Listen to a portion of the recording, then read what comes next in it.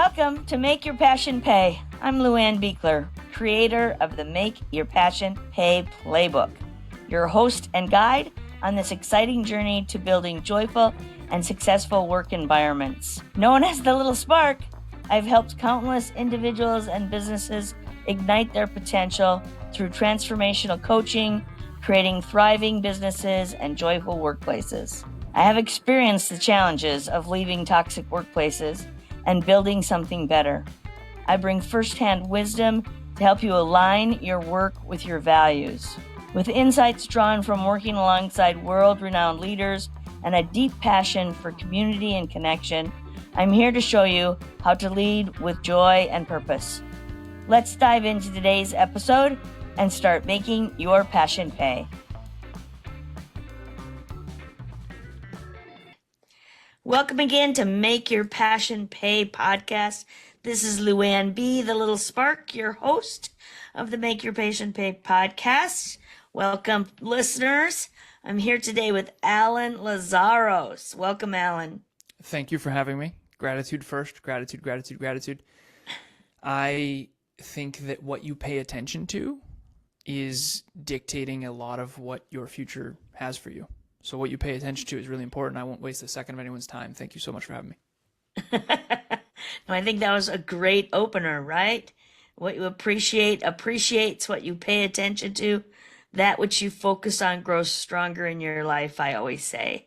So many people I know, Alan, are living their passion or think they know their passion, but fail to monetize that passion. Mm-hmm. And that's the whole basis for the Make Your Passion Pay podcast, is getting people to focus. So, and gratitude is an important thing too. You started with gratitude. I love that. Mm-hmm. Right? Appreciating those things we already have.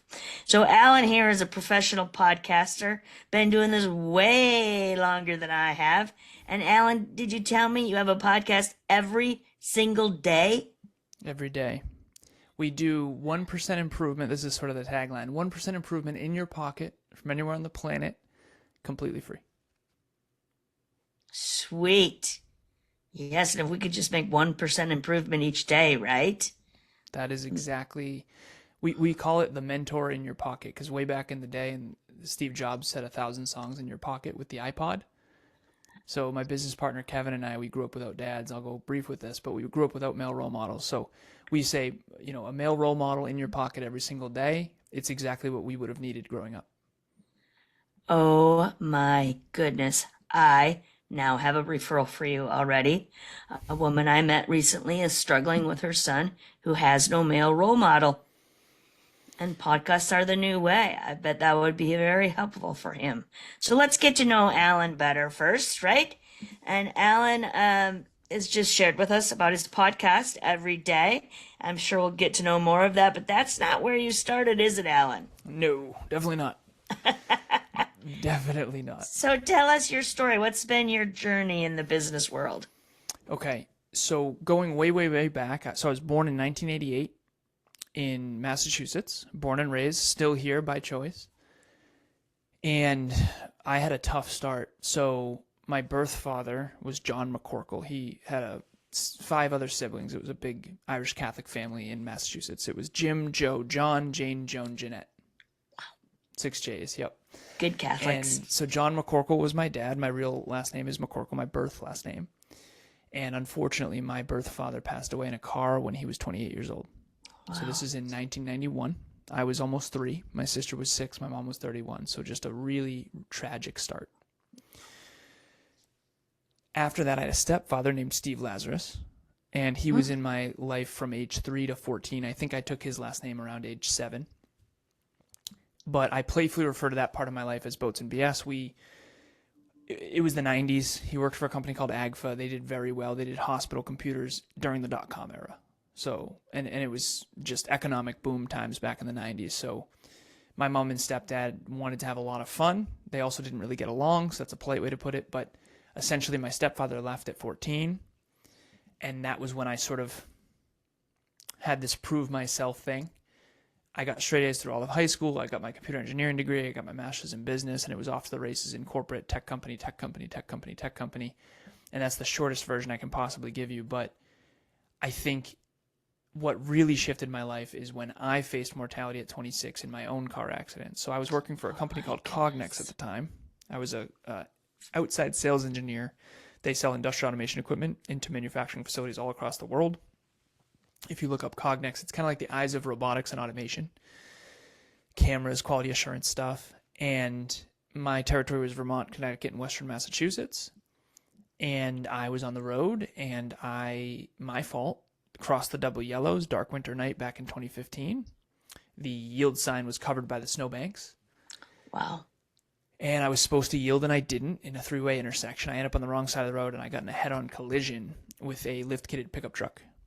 Fortunately, no one was killed. I was driving a 2004 Volkswagen Passat because I refused to buy depreciating assets, so I bought it for $5,000 cash, and that car totally saved my life.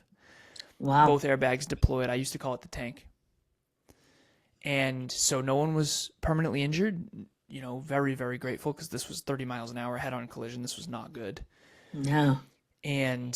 But so even though I was physically okay, obviously rattled, but okay, no permanent damage, no one killed, luckily, because it would have been my fault. My dad died in a car at 28. So I was 26 at the time thinking this is the second chance my dad never got.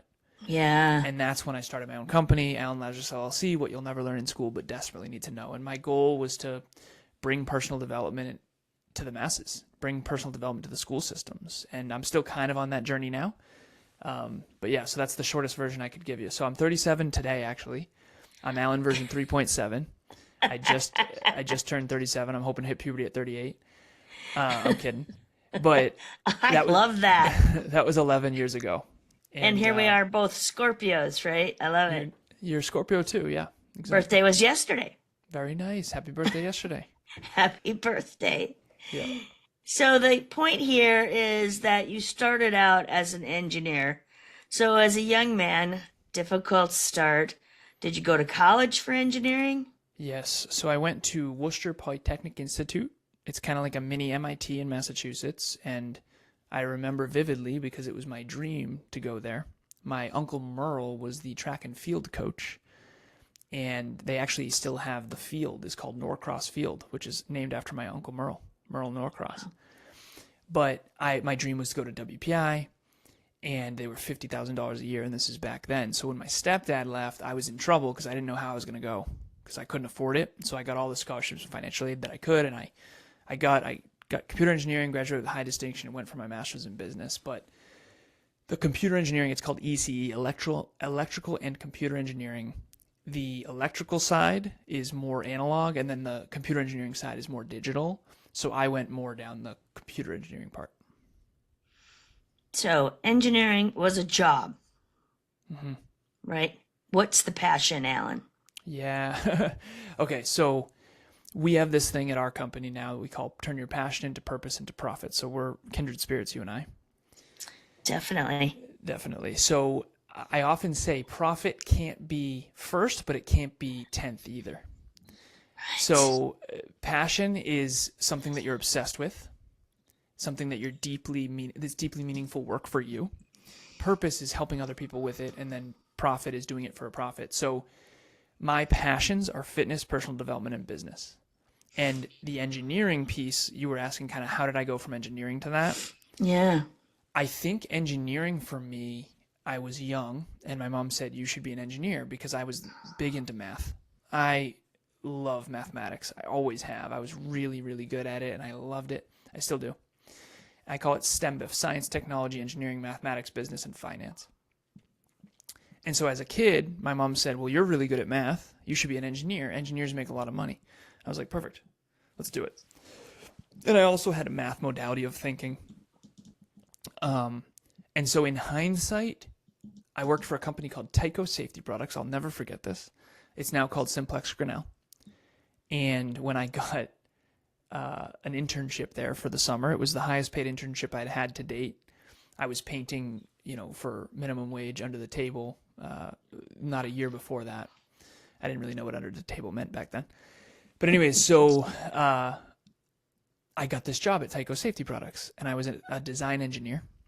And I realized that I didn't know what I got myself into. And I was sitting in sort of a dark room designing circuits realizing I don't think I want to be an engineer anymore. And that's actually why I went for my master's in business. I always planned on eventually being, so when I was a kid, I would always argue who's smarter, Bill Gates or Steve Jobs. And one of my dreams was to be a CEO of a Fortune 50 tech company. This was back then. And it's ironic because I've ended up a CEO of my own company. But back then I realized engineering is different than I hoped. And I think I'm supposed to lead people and lead teams and optimize teams. And now that's what I do for a living. I lead individuals, teams, and businesses, and I optimize goals, metrics, and habits and alignment. But ultimately, the engineering thing started from a very young age because I always just thought like an engineer. Built my first computer when I was 12 with my buddy Kiki, that kind of thing. Yeah. Yeah. Well, I like to make a point of showing people that it's not a straight path, from high school to college into your business career and even later on, right? Throughout your business, things can change. Passions can change, right? You do have a passion for engineering, but where you really want to be now is with the people, correct? It's fascinating that you say this. I now engineer. So people come to me and I reverse engineer their goals and dreams. And when your car breaks down, you bring it to a mechanic. I think in some ways, I have 23 clients right now. I think in some ways, when their life breaks down metaphorically, they come to me to try to get in alignment, get on the train tracks, make sure that they're turning their passion into purpose, into profit. So yeah, I engineer and reverse engineer people's goals and dreams now. Yeah. Yeah, I love that. I don't think of myself as an engineer, but I do the same things. Very nice. Right? In helping people find their next way. Yes. So what is the most important piece of advice you would give my listeners? The first one would be making sure that your life is oriented and your work is oriented around meaning. Right? So, yeah. And this is the thing, short term, a lot of people go for the money. And I understand because I kind of did too. But after my car accident, I started playing the long game and I did go broke. I want to make that clear. I went broke for a time. I liquidated all my assets. I ended up kind of a broke entrepreneur for a while there. But when you do orient your work around meaning, you end up better than other people at it. Because if I wake up every morning and my work is so meaningful to me that I actually miss it when I don't do it, I'm inevitably going to get a lot better than you at it just because it's meaningful work for me. So I don't really care about cooking. I certainly don't care about fixing cars. There's certain things I just don't care. And so I would be a bad mechanic, not because I can't do it, but because I don't want to do it. And so for me, coaching, training, and podcasting, it's so meaningful to me that I have no problem doing it 6 days a week, every week. And then the seventh day, Sunday, is a back office day. But when you have work that's so meaningful for you that you actually don't want a vacation from it, you end up really good at it. And then you end up getting very high pay for that, typically. Not always, but typically. There's a quote that I use. It says, it is a competitive advantage only by loving what you do will you do more and do it better than the person sitting next to you. Very nice. That's from the author of Influencing People. I'm not saying that book, The Art of Influencing Others. Nice. And that's it, right? It's because you really care from your heart. I also people always are talking these days about struggling to work with the next generations, and I talk about the Y generation, and it's not the letter Y like all the other generations. It's the word why. Why am I doing this? What is the meaning in this work? Yeah. And that's exactly what you're speaking of. And where we as business owners, I'm older than you, right? Need to learn how to adapt with the younger generation. And I have found that business owners that are in my own age group are going, you expect me to be vulnerable and transparent with these individuals? I'm like, absolutely. They have to know why. They have to know what's going on in your heart, not just your head. 100%. And oftentimes we don't explain what's going on in our head either. We think we did, but we didn't tell the story from our heart And so it's not coming across meaningful. It's Yeah. coming across matter of fact. And so we need to connect. And so that's why I believe core values are so important. I'm sure you have core values in your company, Alan. Would that be true? That is true. Yeah. As a matter of fact, I can pull them up if you're curious. I am curious, but I do tell people they need to memorize them. And especially as the CEO, you should know them off the top of your head. I do. They have definitions with them though, because we define them too, and also they've evolved a bit. Sure. So Go ahead. humility, work ethic, and personal development is the core values of our company. See, and there's, you said you have definitions. Interestingly enough, right, that historically is what people did.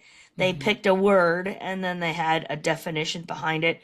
Unfortunately, some of them lost the definition or the definition would waver. So in the work that we do in the passion test, we create short, concise phrases that are action based and meaningful so that that's all you have to remember and you know what that means rather than an extended definition. But I see a lot of it. I'd rather people have what you have and be following them and using them in their business than nothing at all. I had a conversation recently with a gentleman, and I think his company's about 25 years old. And I said, Tony, tell me about your core values. And he said, just kind of like you did. Well, let me find them here on my desk and then I'll tell you about them. And I'm like, no. If you don't know what they are and Yeah, can't 100%. articulate them as the CEO to your team, then you're not using them correctly in your company. And so Yeah. core values is one of the 6 C's in the Make Your Passion Pay playbook. So I always like to bring those up and learn about my guests' core values. So tell us the definition of those now. Humility is you know that you don't know. What you don't know is what you don't know is limitless. What you do know is limited. Being Very a good good. student, being coachable. That's the first Very one. good. Work ethic is reliability and consistency. You just show up and show up and show up. I don't care. You find a way to get it done. And we all track metrics and habits at my company. 20-person team. We all track metrics and habits. Every client tracks metrics and habits as well. And so the work ethic piece is a daily grind. And Nice. we take care of ourselves too. It's important to understand to take care of yourself. But at the end of the day, work is work and you got to get it done. And then the Well, last and one when is, you love it, when you love your work, then it's not like work. well, that's the job of the CEO, I think, is to put people in a position where they're in their strengths and it's meaningful. Nice. Agreed. Absolutely agreed. And so the third one is personal development, which means you are trying to work on yourself as hard or harder than you work on your job. Nice. And just 3. Just 3. Just 3. That's excellent. Easier to remember, folks. When you have 3, we are commonly producing around 5.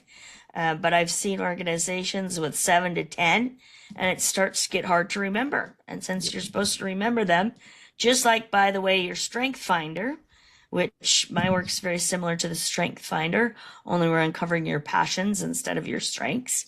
But it's putting the 2 pieces together, like you said, Alan, your strengths and your passion and purpose. And it's a powerhouse of knowledge of just who you were designed to be, and go do that. Life seems easier because you're in flow with who you are. 100%. That is, Right? it's called product match fit in business is what it's called, or service match fit. But with human beings, you and I are in similar roles. We coach people. It's very important to fit the person, the individual, into the right role with the right goals. Yeah. And that's when it's just, you're absolutely right. It's unbelievable. And you know when that's happening because the flow is there. You can just feel the flow. And then Right. I think achieving goals is a byproduct of having the right person in the right role with the right goal. Right. Product match Fit. Yep. was the word. That's awesome. Are you familiar with Mind Valley? Yes. Yes. High level. Right. When Vishen Lakhiani started Mind Valley, very much wanting to create a powerful personal development platform, right? And he, instead of defining the people he needed to have on his team, he said, "Hey, people, if you want to be on my team, tell me what you're good at and how you can help me create my vision." Nice. And they interviewed through a video clip telling him where they would fit in to his organization. And I think I agree with that approach in let's identify what the strengths, the passions, the purpose of the individuals are and how they fit with the vision of the company rather than the company writing a job description and trying to make you fit into their peg or hole, right? Yeah, well, here's the thing. So, and if there's any podcasters out there, we hired from within our community a lot. So we had listeners all over the world, and we got really to know them. We've built communities and sub-communities of listeners. And eventually we ended up hiring listeners of the show because unconsciously they were already aligned with the core values. Right. Yeah. Well, there's an interesting point as well, right? I think that people at a subconscious level, intuition, whichever language you want to use, intuitively find themselves in the right place, but they're not consciously aware of it. Mm-hmm. And therefore they still find themselves in the complaining, moaning, bitching, moaning, whining mode. Yeah. We fondly call them BMWs, right? Oh, nice. And being what the B bitching, stands, moaning, whining. moaning and whining. Yep, got it. The BMWs, nice. Right. That's from a book called No Ego by Cy Wakeman. So I give her credit for that. And she says that employees typically find themselves in that mode for 2.5 hours a day. Yeah, brutal. Right? That is brutal.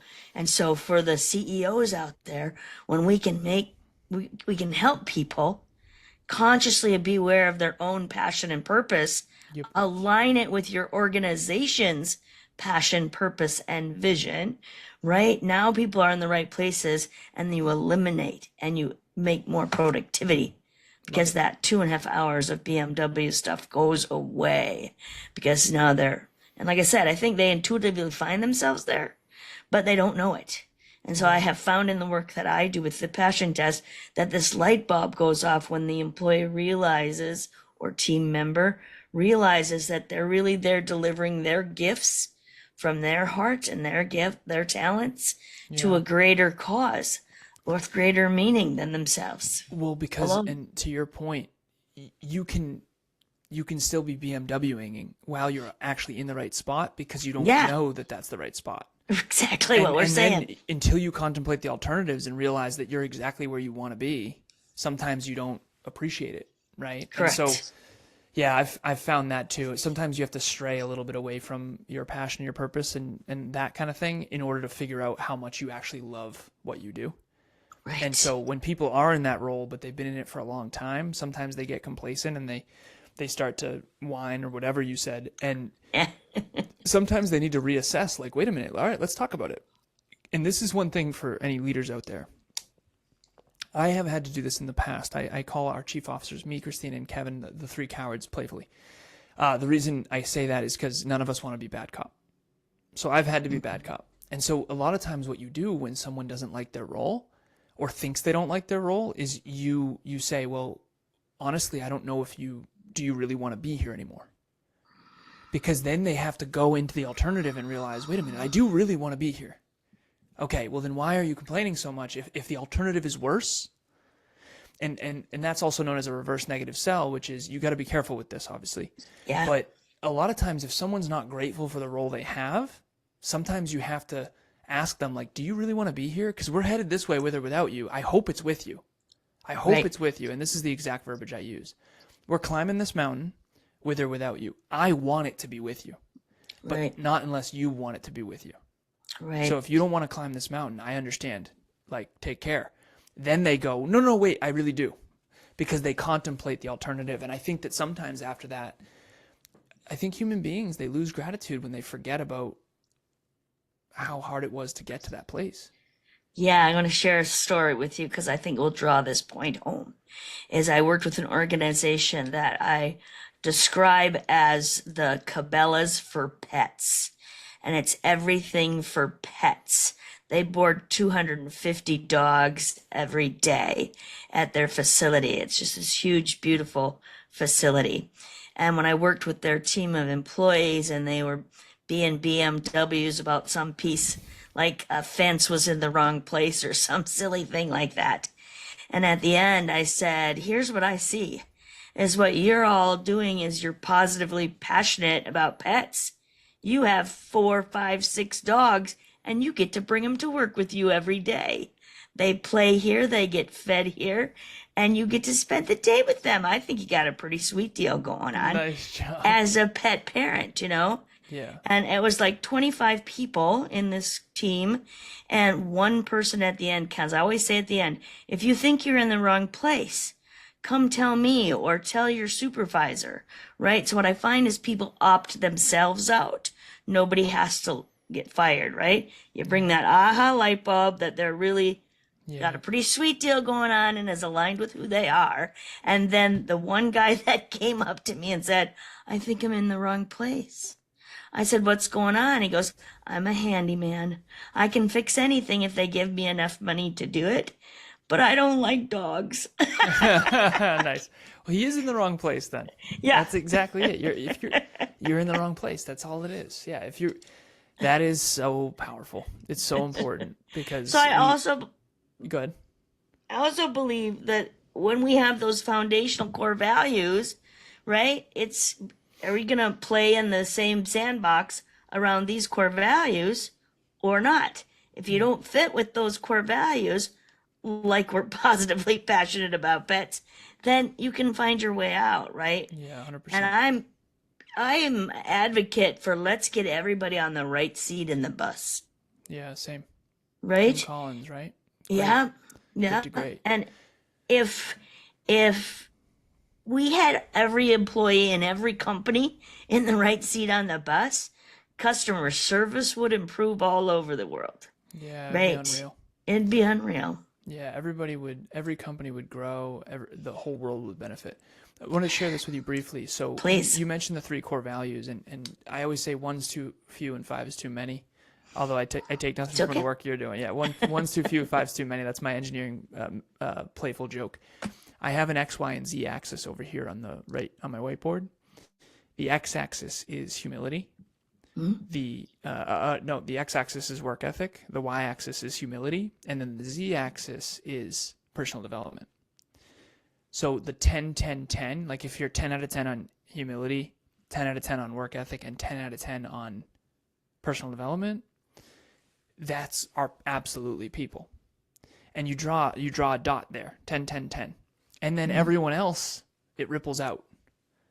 So if you have 10 humility, 0 work ethic, and 0 personal development, you're going to work at a 10 out of 30. So it's a way to put numbers to your relationships in your life. I call it the relationship ripple effect.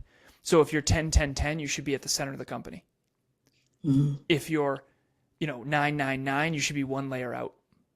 Maybe on the core team, but not a chief officer. If you're 8, 8, 8, it's a good way to think about it because even your customers and clients probably share the core values you share. Absolutely. At least to some extent. Yeah. Absolutely. That's why they're attracted to us. And so it's also making your brand a magnetic attraction for clients, for the right team members to come in. And it just shifts everything to have solid core values that you share. So I believe that your core values become a piece of your brand and you work in the brand as well. So talk to us about that. So I have I call it the big 5 to thrive: branding, marketing, sales, client delivery, and community. I think that the future of business in the 21st century is going to be oriented around belonging, human connection, and community. Because in the world of AI and automation, I actually think it's human connection, belonging, and community that people are going to crave the most. So you're no longer just selling products and services. I think you're selling an identity. And I think that you're selling belonging, human connection, and community. And so we have communities. We have a fitness group and all kinds of little sub-communities. And communities are built on core values and core passions and common goals as well. So our fitness group, it's a fitness accountability group. We have a common goal. We all want to be in better shape. we all value fitness, and we all stay accountable every day. We're all humble and consistent and have work ethic. Okay. So branding, marketing, sales, client delivery, community. So branding is your reputation in the marketplace. It's how the world sees you. You mentioned BMWs and you say bitching, moaning, and whining. But most people think of BMW as a car company, right? So the brand is the real estate in your mind. So Next Level University, Next Level U, YOU. It's not Next Level for me, not Next Level Kevin, but Next Level U. So Next Level U is the brand. Then you've got marketing, which is I think it's your message. I think it's your channels in which you reach people. And I think it's who you're targeting. Who is your ideal listener avatar, or your ideal client avatar, or your ideal customer avatar? Yeah. And then you've got sales, which is inviting real people in the real world to partake. So for example, I have a masterclass I do every month. If I invite someone to that who's a listener of our show, that's sales. Because the people at my masterclass sometimes become clients. Sure. So I think sales are inviting people closer, building real relationships with real people in the real world. Then you've got client delivery or customer delivery. Customers is products, clients is services. Same thing, just products or services. And so client delivery is, and this is what I've found, in the online space, a lot of people are really good at branding, marketing, and sales, but not good at client delivery. And then there's some people who are the opposite. They're really good at what they do in the real world, helping real people, but they don't know how to brand, market, and sell themselves. So I think of the people who are good at branding, marketing, and sales, but not good at client delivery. I think of them as the bag of chips that's only a third full. Okay. Right. And then community is, how do you build a tribe of people that believe what you believe, that they believe in and invest in what you believe in and invest in. And so community is really important in the 21st century because there's 6 billion people on the internet, 8 billion people on Earth. We crossed 8 billion last year. And there's a lot of competition. So how are you going to get repeat customers and repeat clients if people don't resonate with who you are? And I think you build community and then that's how you sort of grow geometrically rather than, and so if you track those 5, branding, marketing, sales, client delivery, and community, and you improve them over time, I mean, it's unbelievable what you can achieve. What you can achieve. Well, that is great information, Alan. And community and connection are 2 of the other C's in the Make Your Passion Pay playbook. So there's plenty of things that we agree on. Nice. And more conversation that I'm sure we could have. You briefly mentioned Next Level U because I know what that is. Tell my audience what that is. Next Level University is a podcast on the internet. We talked about it earlier. 1% improvement in your pocket from anywhere on the planet, completely free, every single day. You can get 1%, no matter how hard your past has been, no matter how hard your present is, you can get 1% better each and every day. We are the male role models in your pocket that we wish we had growing up because we both grew up without fathers. And we actually ironically have a lot of female listeners too, which is great. So male and female. And Next Level U, pun intended. I think that's the key. It's not Next Level Kevin, my business partner. It's not Next Level Alan. It's Next Level U. And so every single day we talk about some form of fitness, personal development, or business that helps you be more successful. So we are a success podcast who also talks about personal development, even though we used to be a personal development podcast that also talked about success. And we don't mean success in terms of just financial. We mean health, wealth, and love. Holistic success. Success in real life, not just on the internet, like in perception and status. So that's Next Level U. And we also have nextleveluniverse.com is the website. We have masterclasses. I've been doing a book club for 5 years. We got all kinds of good stuff on there. We've got a group coaching program that we do every quarter. We have another one coming up in January. Group 20 is graduating at the end of this year. And we've been doing that for 4 years now. Yeah. No, 5 years now. 20 groups. And so we have something. If you're humble and have work ethic and have goals and dreams, we have something for you. If you're not humble and don't have work ethic, we're going to be useless to you because none of our content is how to, succeed with minimal effort. Right. Right. Yep. Right. I love it. We'll make sure all those links are in the show notes, and we will definitely have Alan back another time. Any last minute piece of advice, golden nugget for my audience? The thing that I think always comes up for me is I had a tough start, and I realized somewhere along the lines, like, it's not my fault that my father died. It's not my fault that my stepdad left, but it is my responsibility to make a life out of whatever I was given. And I think that taking full personal responsibility is a superpower, because there's a lot outside our control. And because we victimize and we bitch, whine, and complain, we basically stop ourselves from doing what we can do. You do have control over what you learn. You do have control over what mentors you have and coaches. You do have control over what you watch on the internet. You do have control over what you let in your brain. And so I think there's a lot that we can control.